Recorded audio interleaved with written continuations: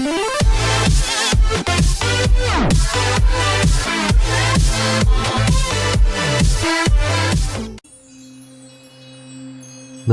berita mengenai rencana kedatangan kafilah perdagangan kaum Quraisy dari Syam di bawah pimpinan Abu Sufyan bin Harb, Rasulullah SAW mengajak kaum muslimin langsung di bawah komando beliau untuk mencegat dan merampas kafilah tersebut, dengan dalih sebagai ganti atas kekayaan mereka yang dirampas oleh kaum musyrikin di Mekah.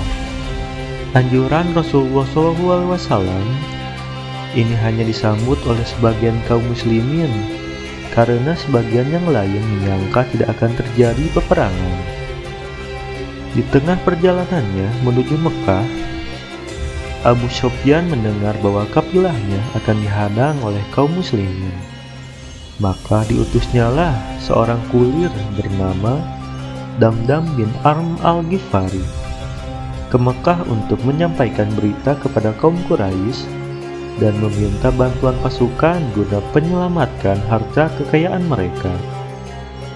Demi mendengar berita ini, seluruh kaum Quraisy dengan serta-merta mempersiapkan diri, bersiaga penuh dan berangkat keluar dengan tujuan perang.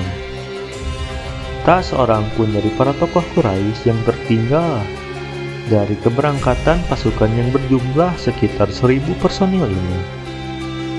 Sementara itu, menurut riwayat Ibnu Ishaq, Rasulullah SAW keluar bersama 314 sahabatnya pada suatu malam di bulan Ramadan dengan membawa 70 ekor unta. Setiap ekor unta ditunggangi secara bergantian oleh 2 atau 3 orang. Mereka tidak mengetahui akan keberangkatan bala bantuan kaum Quraisy tersebut.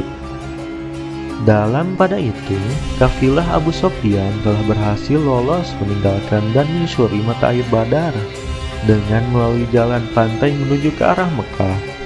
Akhirnya ia berhasil menyelamatkan kafilah dan perniagaannya dari ancaman bahaya. Setelah mendengar berita keberangkatan kaum Quraisy, Rasulullah SAW segera meminta pandangan dari para sahabatnya. Kaum muhajirin mendukung dan memandang baik pendirian beliau, di antaranya Al-Miqdad bin Amr dengan tegas menyatakan, "Ya Rasulullah, laksanakanlah apa yang telah diperintahkan Allah kepada Anda, kami tetap bersama Anda." Tapi Rasulullah SAW terus memandang ke arah mereka dan berkata, "Kemukakanlah pandangan kalian kepadaku, wahai manusia." Kemudian Sa'ad bin Mu'adz menjawab, "Demi Allah, tampaknya Anda menghendaki ketegasan sikap kami, wahai Rasulullah." Nabi SAW menjawab, "Ya, benar." Sa'ad berkata, "Kami telah beriman kepada Anda dan kami pun membenarkan kenabian dan kerasulan Anda. Kami juga telah menjadi saksi bahwa apa yang Anda bawa adalah benar. Atas dasar itu kami telah menyatakan janji dan kepercayaan kami untuk senantiasa taat dan setia kepada Anda. Jalankanlah apa yang Anda kehendaki, kami tetap bersama Anda. Demi Allah, seandainya Anda menghadapi lautan dan Anda terjun ke dalamnya, kami pasti akan terjun bersama Anda."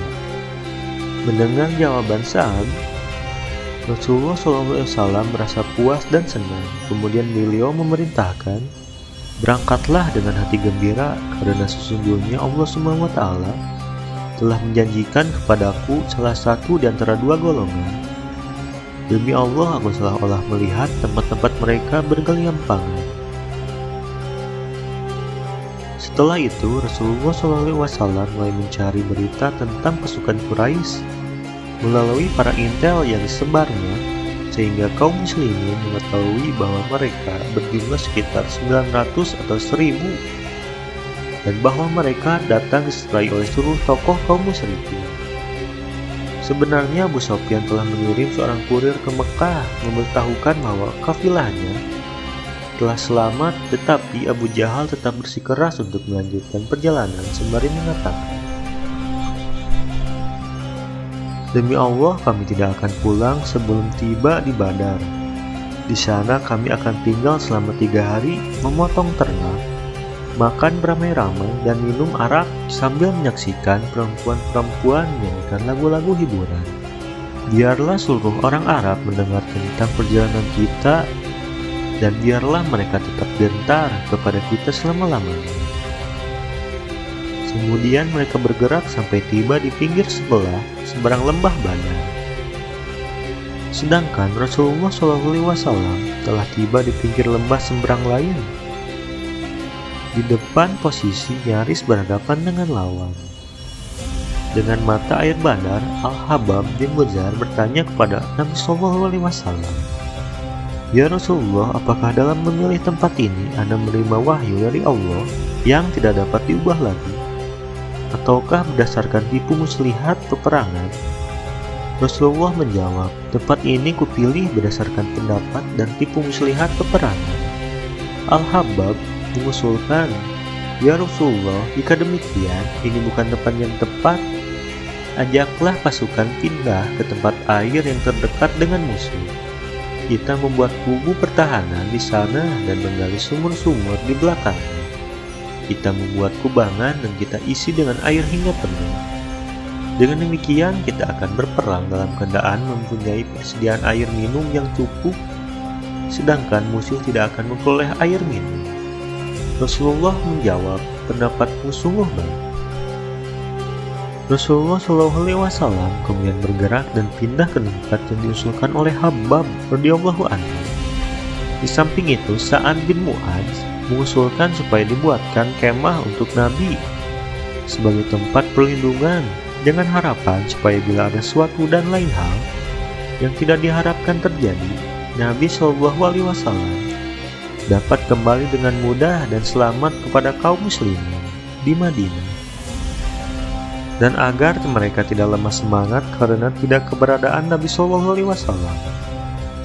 Di antara mereka, usulan ini disetujui oleh Nabi. Kemudian Rasulullah SAW menenangkan jiwa para sahabatnya dengan adanya dukungan dari pertolongan Allah.